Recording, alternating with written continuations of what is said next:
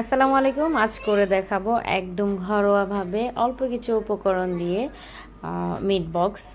তবে এটা বলবো না যে একদম ঘরের জিনিস দিয়ে হবে, কিছু জিনিস তো আপনার থাকতে হবে। তো প্রায় এখন সকলেই, প্রায় মানুষই ফুডি, প্রায় মানুষের ঘরে ভাজা জিনিস, ভাজা পোড়া জিনিসগুলো থাকেই। তো যাদের ঘরে মিট বল, নাগেটস, তারপর সসেস আছে, তারা রাত্রে যখনই ক্রেভিং উঠে, অবশ্যই রাতের বেলায় বেশি ক্রেভিং উঠে, তখনই খেয়ে ফেলতে পারবেন চট করে বানিয়ে। তো আমি এখানে নাগেটস কয়েকটা পিস, তারপর মিট বল, তারপর সসেস এক পিস, যেহেতু আমি অল্প করেই করবো, তো আমি সবগুলোকে একটু ছোটো ছোটো টুকরো করে কেটে নিলাম। কেটে নিয়ে আমি একটু তেলের মধ্যে এগুলো একটু ফ্রাই করে নিব।